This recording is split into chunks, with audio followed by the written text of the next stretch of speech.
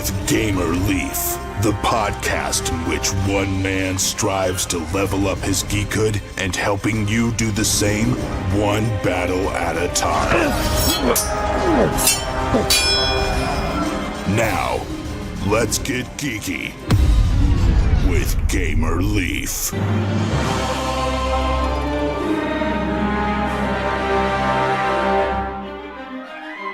Welcome to Getting Geeky with Gamer Leaf. Tonight we're lucky enough to have on the creator and mastermind of another content creator through Gamer Goggles, and this is the 8th season. He's actually currently running a Kickstarter. And is that correct? Are you the mastermind behind Through Gamer Goggles, or how do you fit into the picture, Matt? You could say I'm the mastermind. I mean, yeah, I was kind of dared into blogging, and that's how this became what it is. Oh, okay, so dared into blogging. Cool, interesting. Well, before we get into that and your channel and whatnot, let's rewind a little bit if we could. We don't have to go back too far, of course, unless you were born into board gaming and tabletop RPGs and all that other fun stuff. But how did you get started into playing board games and just the whole board game industry? Board games actually came pretty late. I started role-playing in 3rd grade. So that means I've been role-playing since about 83. So just a little while now. So there you go. So that's awesome. Did you start off with D&D, or what role-playing games did you start off with? Dungeons and Dragons. Let's see. Let me see if I can remember in order. Dungeons and Dragons. Then we played probably Star Frontiers and Top Secret. And then we discovered Palladium and Rifts. And in college, I got a whole bunch of people hooked on Rifts. We played a lot of Rifts in college. And then I kind of disappeared from role-playing quite a bit. Got into Magic the Gathering, opened a store, and became a judge. And then towards the tail end of owning a store, I got into board gaming. Actually, I didn't get into board gaming really until the blog started. Okay, awesome. And so running a store, what can you tell us about that? Was it an actual game store? Or? Yeah, it was a game store. It was started with a Magic collection, a personal Magic collection, and my Mage Knight collection. And we ran it hard for 3 years, but Stark County faced some issues with employment, and it kind of made us look at closing the doors. So mainly did you focus on Magic, or just everything, or what was the focus of the store? Well, it was mostly Magic the Gathering, and Yu-Gi-Oh! Pretty much saved the store early on. But we opened it with Mage Knight, and then HeroClix and MechWarrior Dark Age as well. Those were the biggies initially. But Yu-Gi-Oh! Actually saved the store. How to do that? About 3.5 months in, we were looking at whether or not we were going to be able to pay the electric bill or get it shut off. And we contacted Upper Deck, who was doing Yu-Gi-Oh! At that point in time, and said, hey, we want to run tournaments. They said, fill out this form. We filled out this form. I didn't know everything, that was going to happen as a result of it. And they sent us promo packs. And they put it on their website that they were sending out the promo packs, which promo pack is a booster pack with 3 cards that you only got from playing in their approved play program. We had players come up from as far as almost Tennessee. And I mean, I live in Canton, Ohio. That's like a huge drive. And they would wait outside our door. Our first Yu-Gi-Oh! Tournament, we had 115 players, and I did not promote it. And we had a $10,000 hour. Oh, wow. Just people spending $10,000 to play the game? No, not to play the game. That was me buying and selling and trading. Oh, wow. That's pretty good. True story. Yu-Gi-Oh! Back then was so hard to get your hands on. I got a booster box. Mom came in with her son and said, oh my gosh, you have a whole box. I go, yeah, it's not even opened yet. She's like, how much for it? I go, well, it's whatever the retail was like $95 or something like that. And she goes, I'll buy it. And she's got any more, I'll buy them all. I'm like, no, I don't have any more. I can only get like 1 box, 2 boxes at a time. And she's like, well, let me tell you something. You're selling them for way too little. The guy down the street selling them for $150 a box.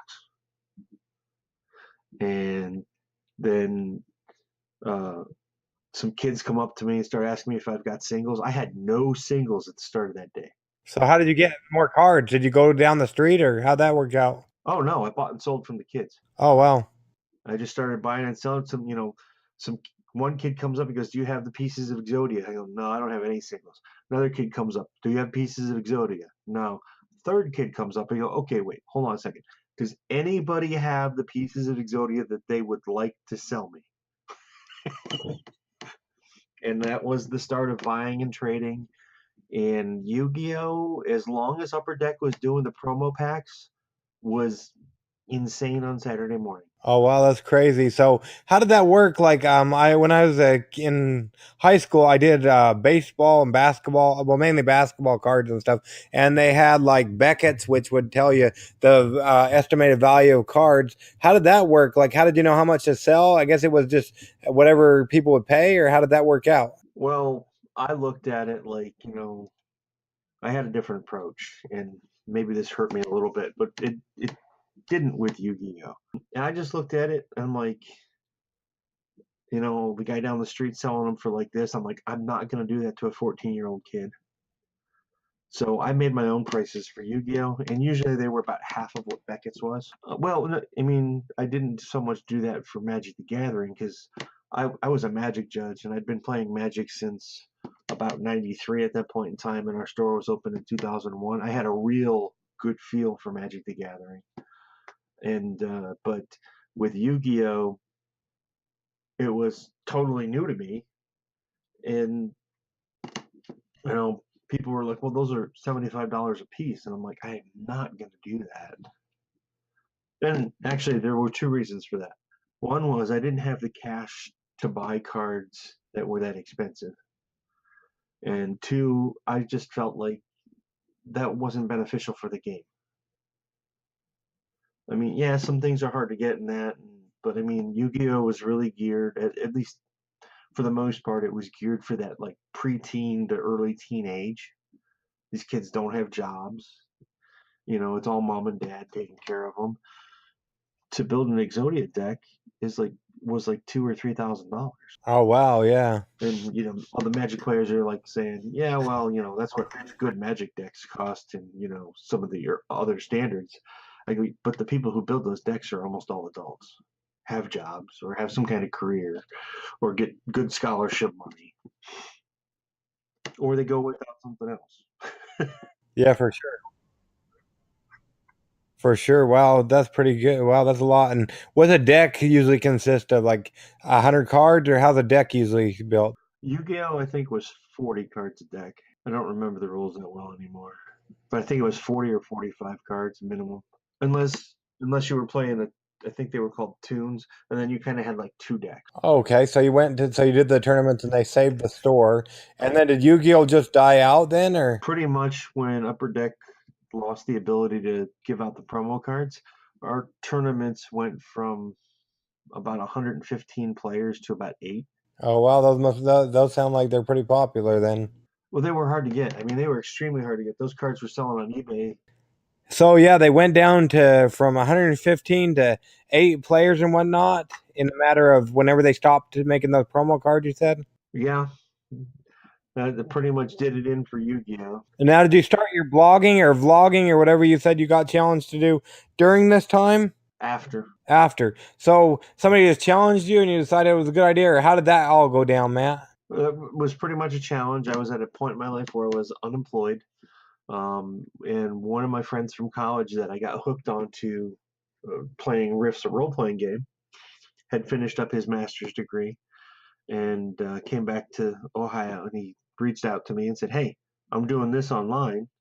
And we started playing Riffs online. And then it was play by post, actually, in this day and age, play by post. About 6-7 months later, he's like, you know a lot about games. You own a game store. Why don't you do a blog? Start writing about it. I mean, you're an expert. So I said, okay. No, nobody's going to listen to me.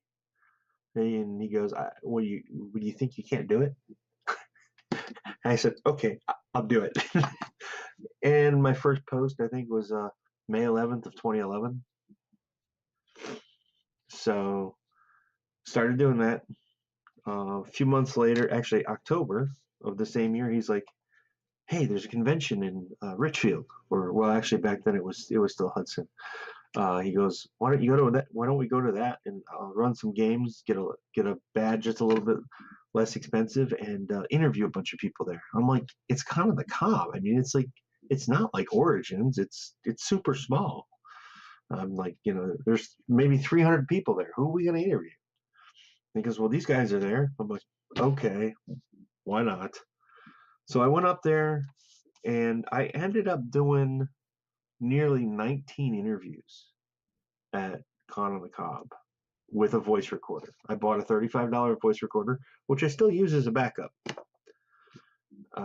and had a blast. And that led to other things. And shortly after Con on the Cob, actually right around Christmas time, I think it was, he sends me this video, and he said, so can you do this? Start watching it.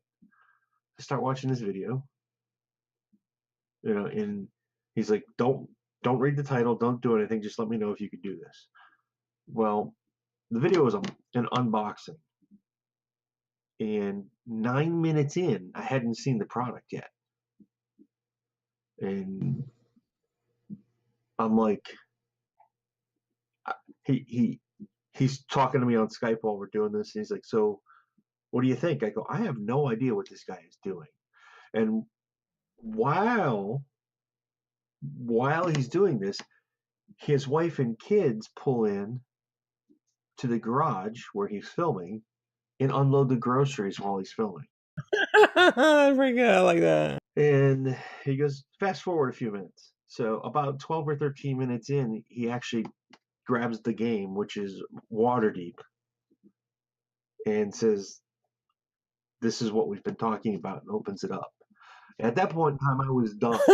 He's like, so do you think you could do that? I go, no, I don't think I could do that, but I can do what he's trying to do in 7 minutes or less. And ever since, my goal on a box breaking has been 7 minutes or less. Okay, so you don't do the whole grocery thing in the middle of it or whatnot? Well, every now and then you catch me filming in the afternoon and my daughter comes home and you do hear the garage door close. But I film in the basement. So sometimes people walk over me and you hear that. But 7 minutes and no groceries. Were they coming from Albertsons or Walmart, or where were the groceries from? Do you remember that far back? No, they were brown bags, so it was an actual grocery store. Oh, okay. But my first video was actually of how to make challah bread. I was super stoked. I went out, I found a camera at Salvation Army. We were high budget. I'm like, wow, this is a high definition camera. There you go. Well, no, isn't that lucky that you can get a camera, video camera there at Salvation Army, probably? Oh, it was very lucky. I thought it was a gift from God, For sure. but I was very uneducated. So I bought it. I brought it home. And let's put this in perspective. In 2011, I bought an HD VHS cassette recorder. Oh, wow. It was high definition, so I'm like, I am ready for YouTube. My film quality was awful. I don't think it was quite 720. And the very first video I ever filmed, it had snow in it. It was like watching an old black and white. And then lo and behold, he's like, you should start doing reviews. I'm like, I don't have the money for that. So he actually wrote some manufacturers, and some stuff showed up at my door. And then I'm like, I'll write some manufacturers. And pretty much started getting product on a semi-regular basis, or, and filling in with what I wanted to do with what I buy. But there was a time, probably within the first year, where I thought about hanging it up because I was really slow moving on YouTube. I was not getting where I wanted to get. And there were a few things that changed it. One was tabletop gaming with Juice. He reached out to me and told me that the flip throughs I was doing were really good. He really enjoyed them. And for those of you that aren't familiar with my channel at all, my flip throughs are basically 10 to 13 minutes on an RPG book with 3 to 7 points about the book. You know, and they're usually my first look. I'm actually going to try and move away from that and script it this year, which means more time and better content for you. And you said that, yeah, it says on your Kickstarter page, it says that that's one of your favorites. So it says you'll be doing 26 flip throughs. Yeah, 26 flip throughs is one every other week. That's my target, and I think I can manage to pull that off. And you said that's like a first look or whatnot, like that you open the book and then you just go for it. Is that how it works? Not anymore. When I first started, that's what it was, and they weren't getting as received that well. So I actually sat down, and I don't like read the book cover to cover, but I like flip through, and I'm like, okay, what is there something from this chapter that I enjoy that I think viewers will enjoy, and that's how I grab stuff. And in the case of a book that's got items or things like that, I almost always try and pull one cool item, whatever my favorite piece of art is from the book. But then again, different systems you have to look at differently too, because I can't do a flip through for Palladium books the same way I can Pathfinder. They're just, they're all black and white. There's not as much art. So if I sit down underneath my camera that's above me and I just flip through words, it's kind of boring. So I tend to sit in front of the camera and wave at people and make hand motions, crazy things like that. And yes, flip throughs are definitely what is received the best by my audience. Why do you think that is, Matt? I think it's what gives my readers, okay, there's a couple of reasons, but one is it's what gives the most value to my readers or my viewers, because I mostly am a vlog. And two, it's because when you do something like a role-playing game on a regular basis, like Dungeons and Dragons and Pathfinder, you do a book, it's for everybody every time in that genre. Whereas when you do a game like Munchkin Oz came out, or Teenage Mutant Ninja Turtles Shadows of the Past, is that right? Yeah, Shadows of the Past. That's really a much smaller crowd, and they only need to look at it once. By far and large, the whole unboxing concept within an industry is not necessarily the best thing for your channel, because especially with like something like board games, where every single board game is a totally different niche market. I mean, the ones that like Munchkin, that's a niche market, but that's a huge niche market. That's a little different. Whereas your role-playing games or Magic the Gathering, I can do an unboxing or open up booster packs all day long for Magic the Gathering and talk about cards, right? It doesn't matter if it's the first set or the 30th set. Everybody who plays Magic the Gathering can have some kind of interest in it. So you do the 26 flip throughs and then 52 box breakings. That's just any kind of game, or mainly cards or role-playing games, or what is that? Box breakings are mainly tabletop games in general. So anything from a customizable card game to the most complicated European style game you can imagine. I try and keep box breakings to like 5 to 10 minute range, but sometimes I'll get a card game and it's like, I'm like, I don't even know if I want to do this anymore because it's so small, and sometimes the cards repeat. But the way I do a box breaking, I don't know that until I open stuff, because unless it's something I saw at a convention, box breakings are the first time I've ever seen the product. And there's mixed emotions on that from the audience. Some people are like, well, you should know the product better before you open it. And then other people are like, no, I like the fact that you're seeing it with me. So I really don't know what I want to do with that to make it better. And I do want to make them better, because every time I've mentioned that I'm thinking about getting rid of them, I get lash. I get whiplash. So somebody's obviously likes them. That's good.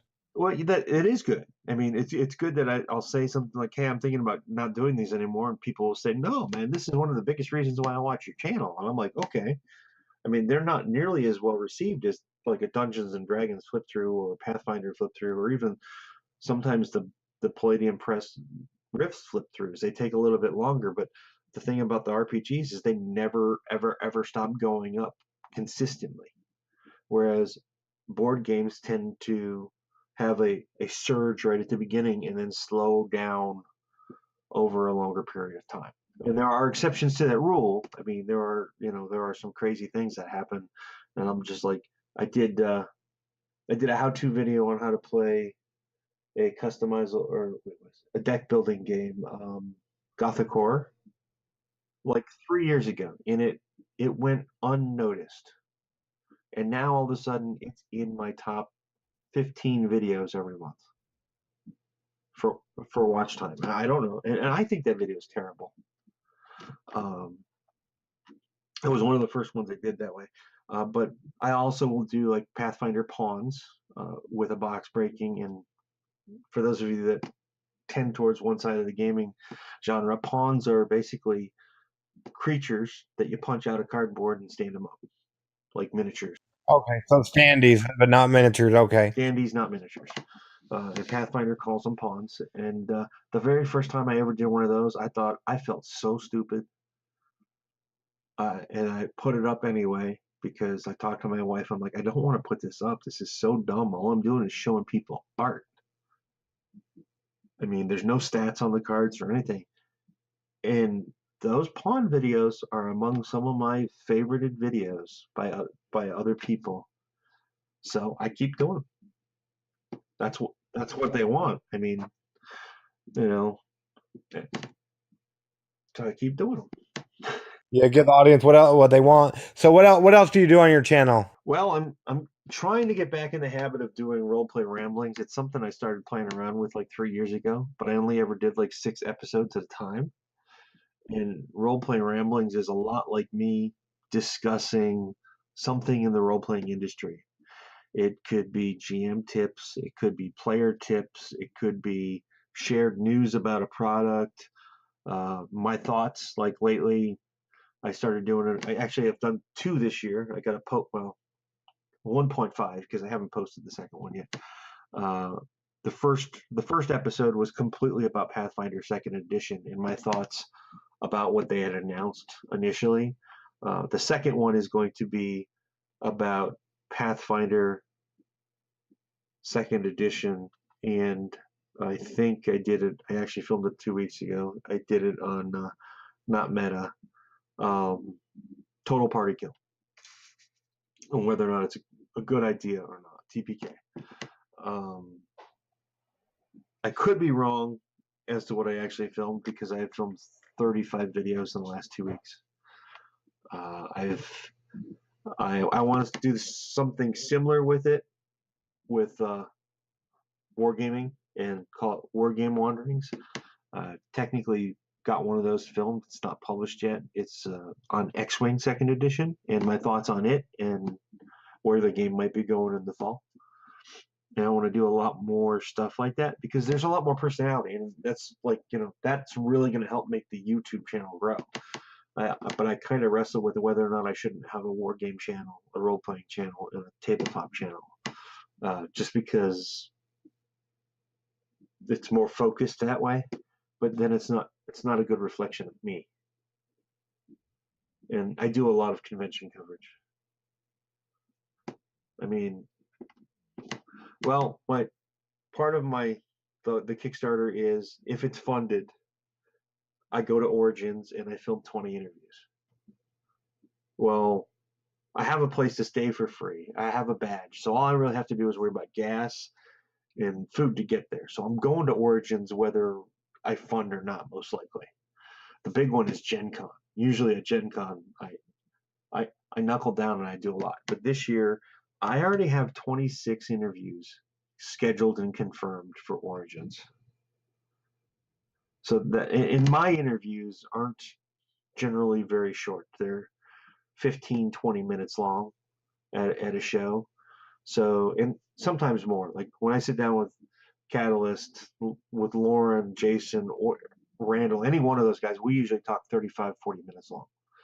So there's a lot of work involved. One, the preparation, if any, for some of the interviews. Sometimes you need to prepare, sometimes you don't. Depends on the relationship you have with the guys.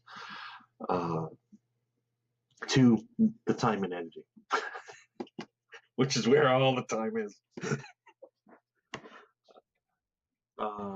Last year at Gen Con, I did 49 interviews. Oh, wow. I don't know anybody else who did that. Oh, no, I take that back. Bowers Corner did it.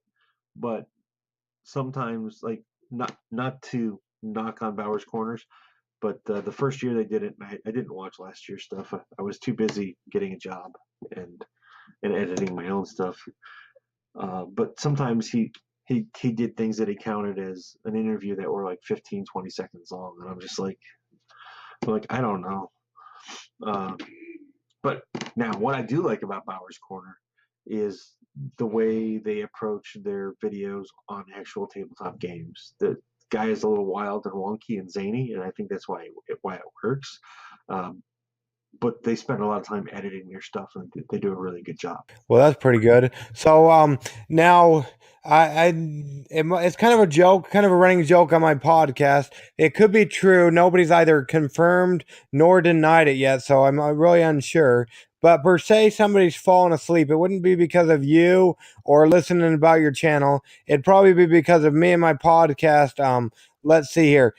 Starting since the 1st of January, when we're end of May. We've already released 84 episodes here on the podcast. So sometimes they get a little tired of hearing me ramble on and on with different people or whatnot. So sometimes they fall asleep and they've suddenly jolted awake so they don't hit the oncoming traffic. And you have their full attention, Matt. Why should they go ahead and at least check out through Gamer Goggles both the YouTube channel as well as the Kickstarter for season 8 that you're running? Why should they check that out, especially with all the other great YouTube channels they have out there and all the great things that are going on Kickstarter currently? Why should they give that a chance? Well, there's 3 reasons really.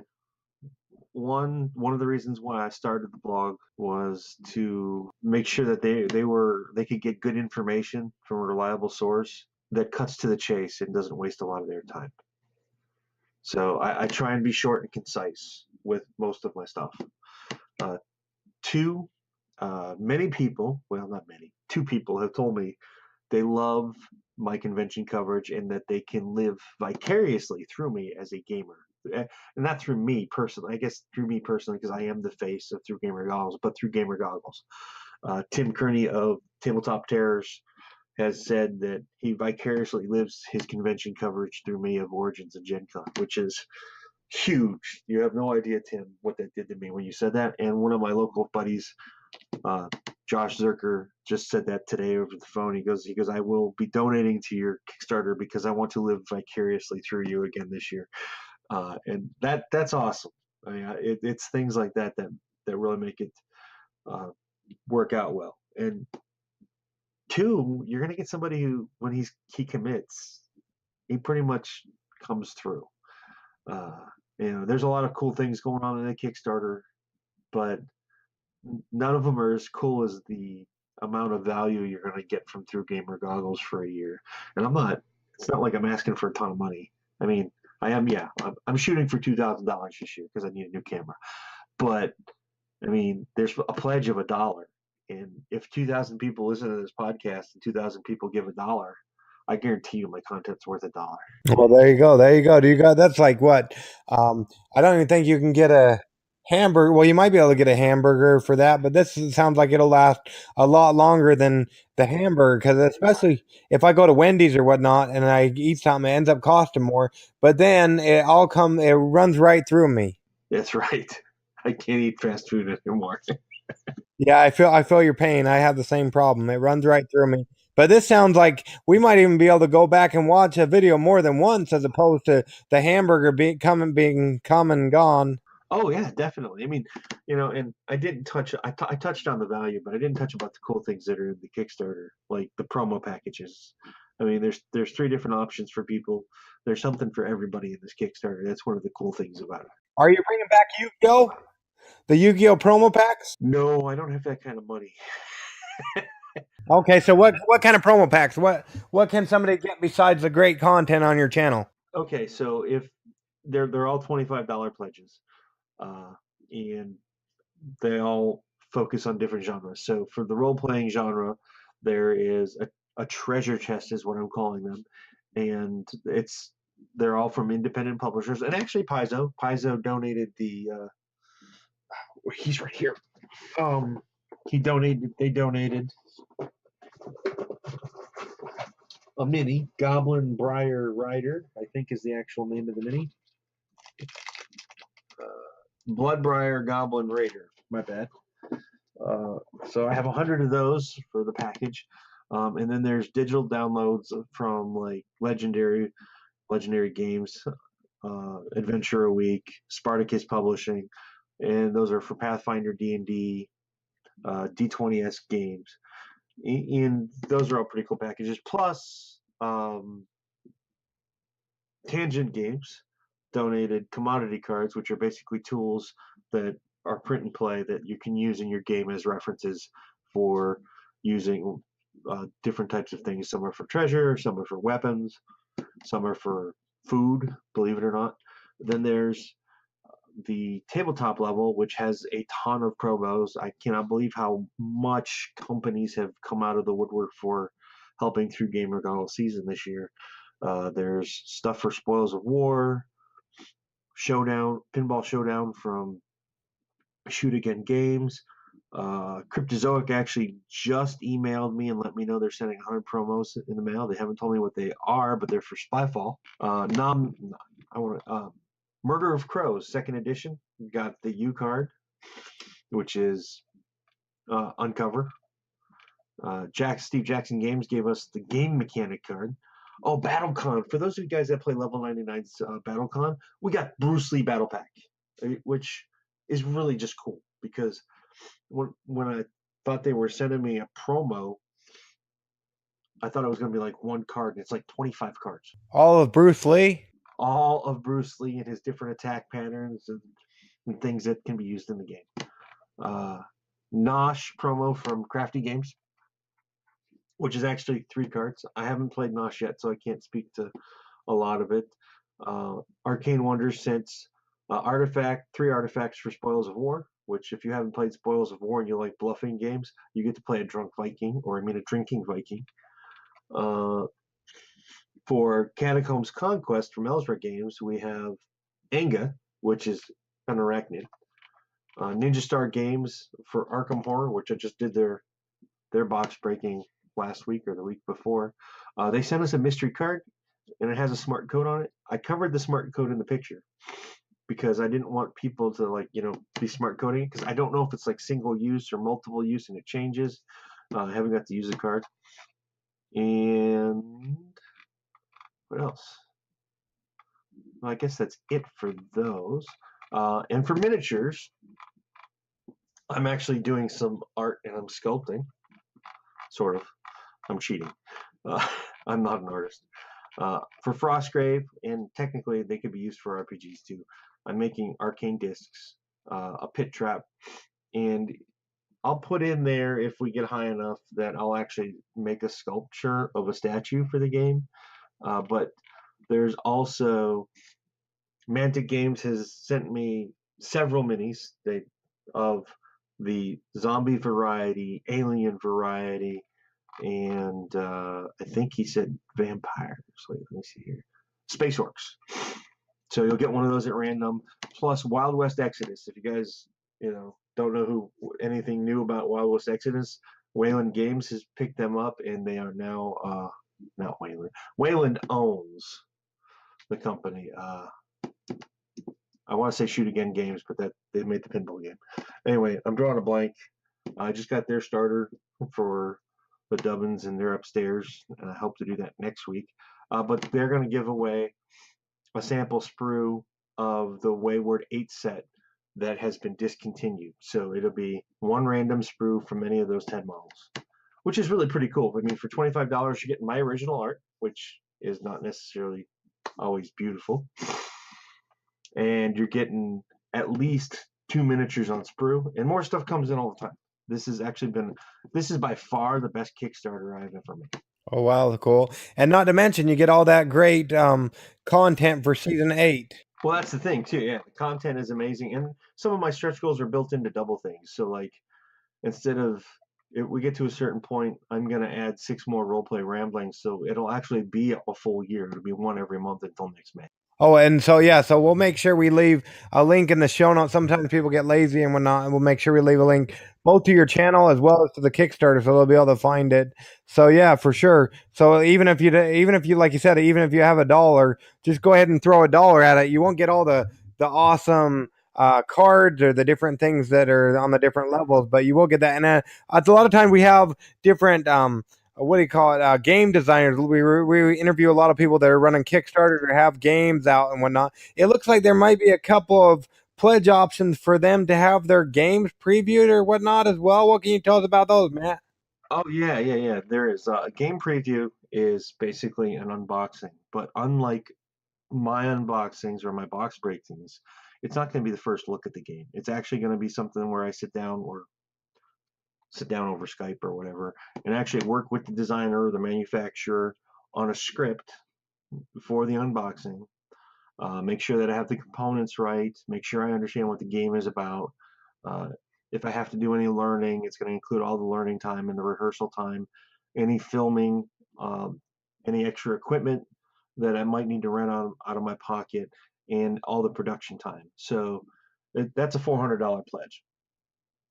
And generally, a box breaking, like I said earlier, I get a box breaking done in probably 5 to 7 minutes, depending on the game. Some of those games can be longer, but this is a flat rate fee, which is, if you approached me through my website, that's not how I would do it. I would be like, okay, let's take a look at your game. I think your game's going to take me 75 hours. It's going to cost you this much for me to film your video. So irregardless of how much time it takes, it's a $400 fee. Okay, and then what about the full? There's also a full game. So that's just for the product overview, or? Yeah, that's just the product overview. That's basically an unboxing. Okay. And you might look at it. Oh my gosh, 7 minutes is like $4,000 an hour. When you look at the video, you don't see everything else that goes into it, though. So if I need to rent lighting equipment, that comes out of that $400. If I spend 55 hours on it, I'm not making $10 an hour. And then it also looks like there's a full game preview. What's the difference between that and your well, I guess the one is an unboxing. You just told us that. What's a full game preview look like? That it looks like there's a pledge on there as well for that? Well, the full game preview actually includes an unboxing as well. Oh, okay. And then on top of that, you get an overview of the game and how it's played. It's not a playthrough. So it's going to be something like, okay, so let's pick something rather simple. You got a game where, let's see, rock, paper, scissors. I mean, I guess rock, paper, scissors, I would just do a whole playthrough. But you've got a game where there's it's basically a 2-player game, and you play cards to maneuver your pieces. And you would basically go over that, explaining some of the different techniques of the cards and things like that, and the different mechanics of the game, and the objective of the game, and how it's won, roughly how long it plays, and show the pieces again in much more detail, I guess you would say, and basically wrap it all up in a nice, neat package that tells the story of gameplay. So there you go. There you have it. So if you like to make games and you want to have them previewed and have people be able to see those through, they can live vicariously both at cons as well as unboxing, and that people can see your game more than just the people that usually go there or whatnot. How many people, like, in case some of the people listening or whatnot, how many people do you have subscribed to your channel? Right now, 1,218. Not too shabby, 1,208. And you said Yeah, people can. When you say you want to get rid of some of the content, people are saying don't do that. That's our favorite part. Yeah, that's one of the big things I want to do this year is I want to make sure that I approach and engage the community a lot more. My first 8 years of doing this, there were some setbacks and downfalls. They almost always involved a full-time job, which right now my job's part-time, and I'm looking at 20 to 25 hours a week doing this production-wise, is my goal. For example, 2013, 2014, that year, I was working in a factory, and almost from May through October, I made almost no posts. And that was just because working in a hot factory, come home, you don't want to do anything. You're dehydrated, stuff like that. And that's pretty much the things that have gotten in the way. Real life is what's gotten in the way. That was actually the year that hurt me the most, I think, because normally I post roughly 150 videos a year. The year that I worked in that factory, I posted 22.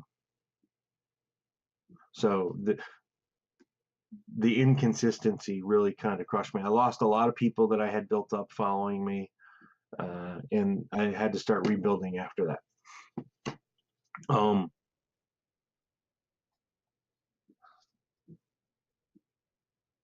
Yeah, the plan is I've got a lot of role-playing books here right now. I'm actually trying to do one a week for a while, to get caught up on some of the book. I've got more books than I can possibly read with some of the Kickstarters I bought into. Like I bought into Savage Rifts and I've barely touched it because I've got some other stuff from Pathfinder, and I've still got Dungeon Fantasy, which I did the box breaking on, but I haven't got to play through the starter yet.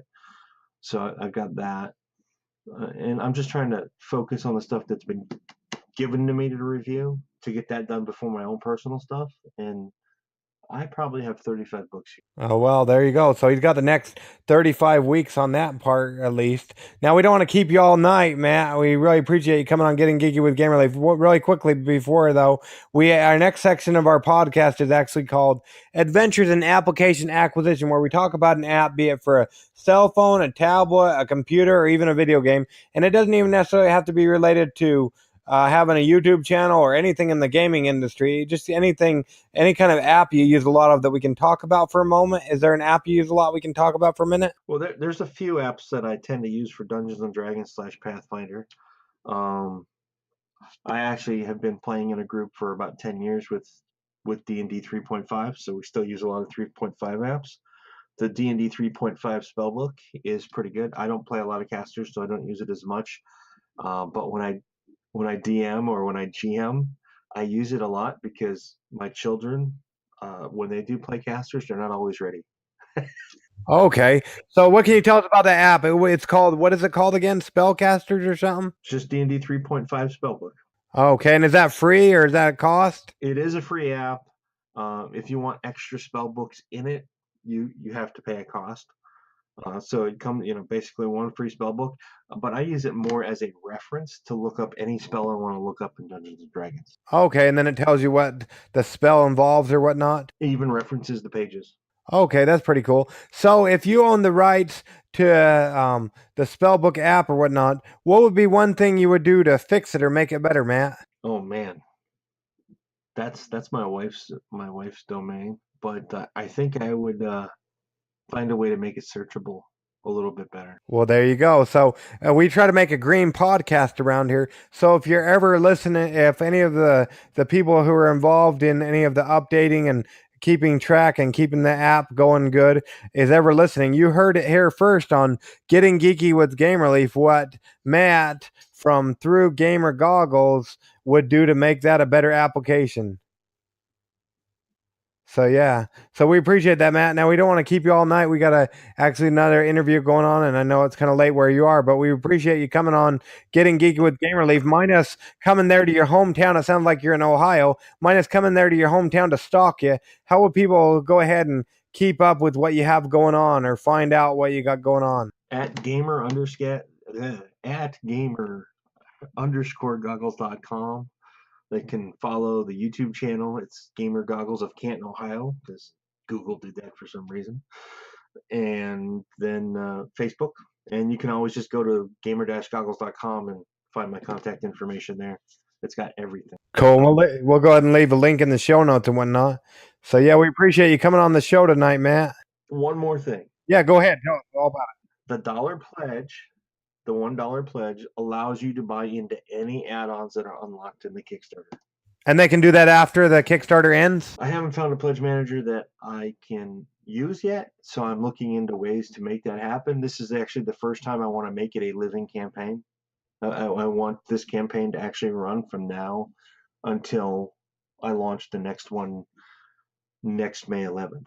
And actually, I may make it end on May 11th. That makes more sense, but that's the plan. And actually, you never know. I might not do another one. Actually, what I would like to do is get to the point where I can create promos for games that I enjoy financially and actually print them instead of asking the manufacturer to do it. Be like, hey, I want to print this. Can I do this and make it exclusive? That's my long-term goal. But that takes money. But if I hit around $17,000, I'm going to publish a game. Well, there you go. So we can help Matt from through Gamer Goggles of, you said, of Ohio or something, is what Google calls you. Cool. Yeah, so you can help him not only bring us great content from cons and whatnot, but you can help him make a game. So awesome. Yeah, so we'll go ahead and make sure we leave a link in the show notes to all of that. But we really appreciate you coming on, getting geeky with Gamer Leaf with us tonight, Matt. Thanks for having me. No problem. It's time for Kickstarter Corner.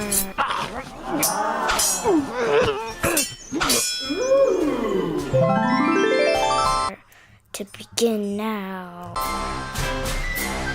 You heard her right, ladies and gents. We got some doozies or some, well, not doozies. They're pretty good games here on the Kickstarter Corner.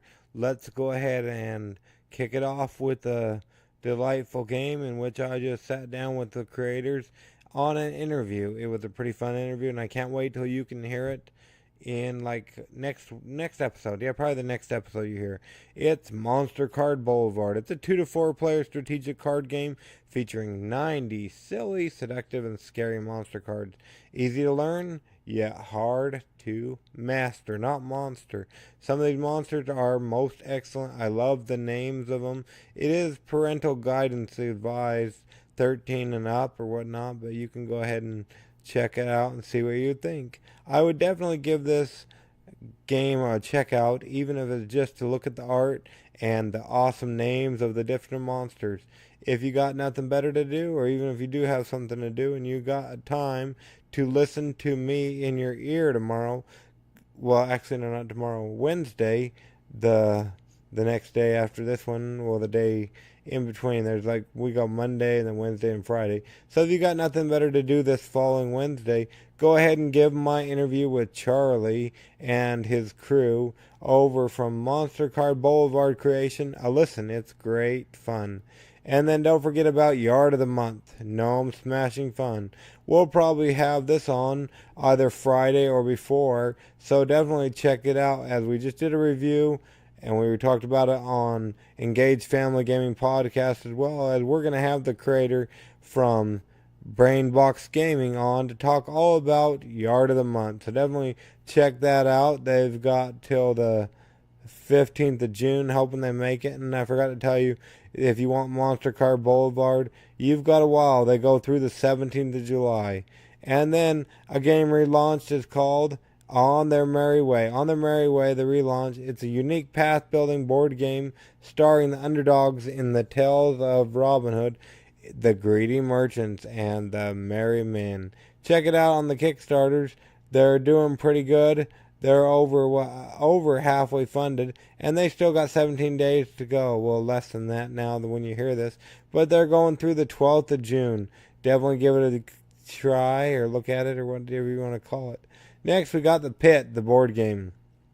It's a 4-player co-op dungeon crawler in an epic sci-fi universe inspired by the cult classic video games.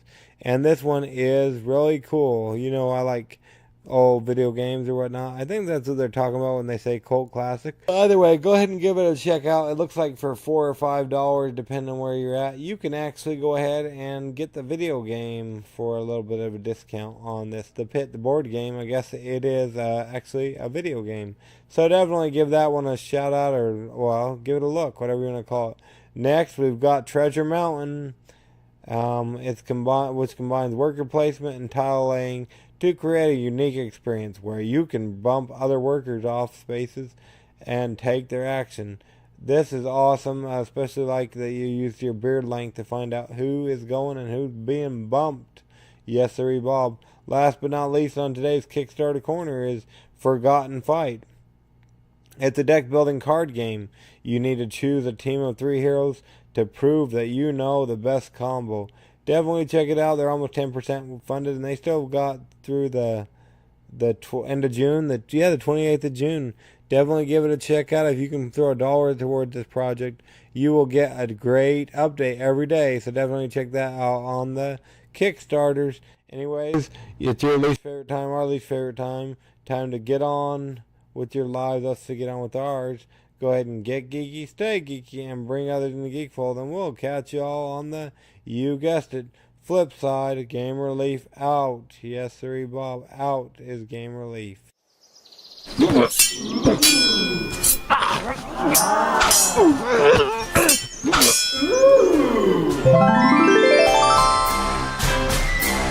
Gamer Leaf levels up.